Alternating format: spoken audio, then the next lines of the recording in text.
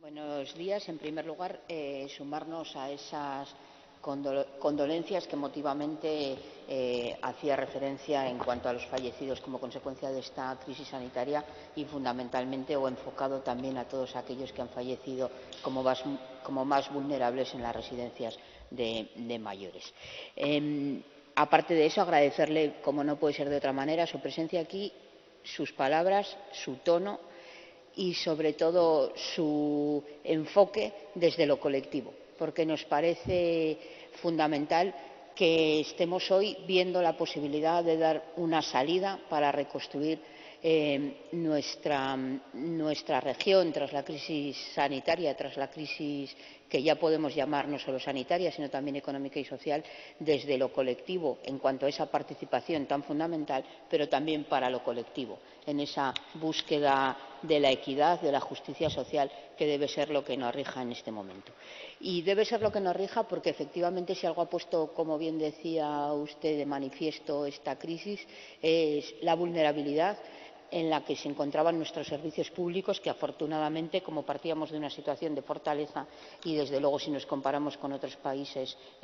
a nivel global, pues nos ha permitido, también gracias al enorme esfuerzo y voluntariedad de los profesionales sanitarios, pero los profesionales sanitarios en un sentido amplio, incluyendo evidentemente también a aquellos trabajadores, aquellas trabajadoras fundamentalmente de las residencias de mayores, de la ayuda a domicilio, del cuidado de los menores, que también han sido determinantes en ello. Y también claramente en cuanto a la necesidad de atender la atención primaria como ese eje fundamental que nos va a permitir también seguir combatiendo esto. Por eso la primera pregunta va enfocada a plantearle qué modelo de atención primaria cree que es importante implantar a la mayor brevedad, porque efectivamente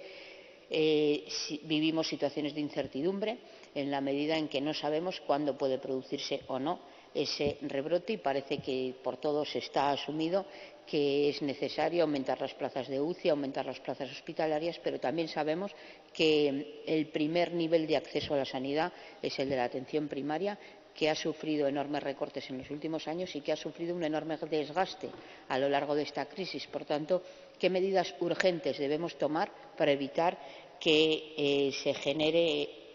que ante un posible rebrote de esta enfermedad nos permita actuar en mejores condiciones? Agradecerle también que aborde la salud desde una perspectiva global, porque efectivamente la salud no es solo, como usted planteaba, cuidar la enfermedad, es también garantizar unas condiciones de vida digna en todos los ámbitos de la persona, y eso incide claramente en evitar la enfermedad, en mejorar, por tanto, la calidad de vida y la salud. Por eso creo que muchas de las posturas que mantenía, sobre todo en cuanto a la financiación, entiendo que es así, hacen referencia no solo a salud, sino también a todo el ámbito de los servicios públicos. Tener una educación pública de calidad mejora también la salud de las personas. La educación es básica a la hora de afrontar todo ese tipo de cuestiones. Decirle que apoyo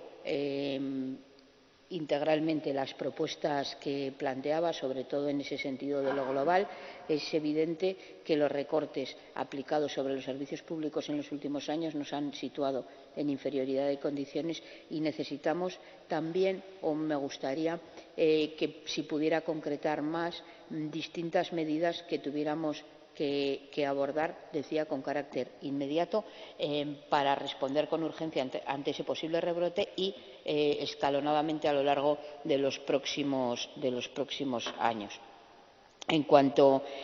a la participación, mecanismos, sabe usted que hemos planteado dentro del acuerdo de gobierno una serie de recuperaciones de esos procesos de transparencia, como es la Defensoría del Paciente, y mecanismos de participación, y por tanto le pediría también que profundizara en distintas posturas a ese respecto. Y en materia de cuidados es algo en el que no le voy a pedir que se exceda mucho, porque hay otro apartado que se extienda mucho, quiero decir, porque hay otro apartado en el que nos centraremos, que es el de la protección social. Yo creo que esta crisis ha puesto iba a decir en valor, no, ha puesto como urgente lo sanitario y lo social, pero también le pediría que vea la posibilidad, o si considera oportuno, que pudiera haber mayor interrelación entre ese tipo de cuestiones con trabajadores del sector social. No quiero decir trabajadores sociales porque lo quiero hablar en su integridad, que puedan trabajar desde la salud, mejorando la atención integral de la persona. Y por último, también le agradezco enormemente el lenguaje llano, ¿no? Porque cuando estamos en este Parlamento y parece que tenemos que entender de todo, y hay muchísimas cuestiones técnicas en materia de salud que sería imposible desde mi punto de vista abordarlo, y por eso le agradezco ese lenguaje, ese ejemplo del paraguas que nos permite comprender muy bien cuál es la alternativa que defendemos. Decirle que le pido también que, como Marea Blanca, lo ha puesto usted de manifiesto, y me consta que ha venido aquí no a título personal como experta que es, sino también en representación de la Marea, y le pido también que dentro de esa defensa de la participación ciudadana, desde la Marea colaboren también en ese buzón que hemos abierto de participación de propuestas, porque estoy segura de que son muchas las cuestiones que tienen que aportar. Sé que media hora parece mucho tiempo, pero me consta que no lo es tanto, y por tanto, bueno, pues le pediría, como le decía, que centrara un poco más la postura en atención primaria y también en un aspecto básico para nosotros. Vivimos en una comunidad muy pequeña, pero que está enormemente disgregada. También quería hablar le pediría que nos explicara un poco cuál es su alternativa de cara a la atención de salud en los distintos municipios, pequeños municipios de nuestra comunidad, y cómo eso ayuda a esa salud comunitaria, a esa salud pública que es fundamental para todos nosotros. Y también,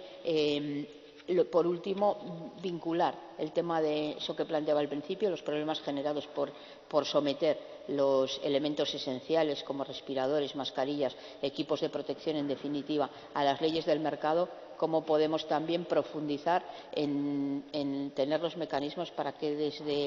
desde los servicios públicos podamos acceder a esos equipos de protección, no solo para una crisis sanitaria como la hemos vivido, sino de continuo, porque claro, el riesgo de estas crisis es que no se puede reaccionar cuando ya la tenemos encima, porque si reaccionamos cuando la tenemos encima no podemos acceder a las soluciones con facilidad. Y también, centrándolo en algo general, ¿qué opina o qué mecanismos podemos hacer de cara a las farmacéuticas? Y si considera fundamental también recuperar en la inversión pública la investigación en I+D y en concreto asumir todas las reivindicaciones de la ciencia, ¿no? Porque todos estamos confiando en esa vacuna o incluso en esos medicamentos que puedan curar, y realmente también los recortes que nos ha explicado claramente en materia de servicios públicos han sido también importantísimos en materia de investigación y de precariedad de los investigadores en nuestra comunidad. Por eso era el último punto. Muchas gracias.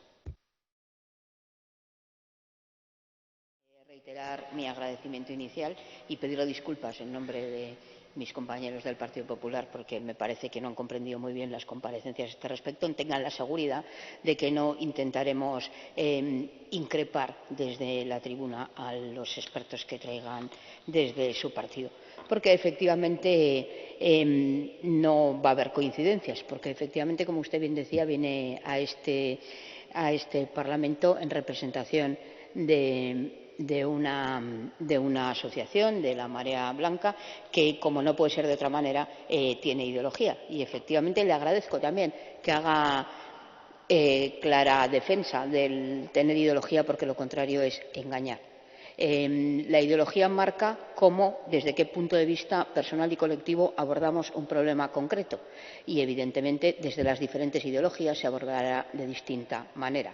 De venir aquí a pretender, como hacen otros, dotar a la propia ideología de la veracidad, pues es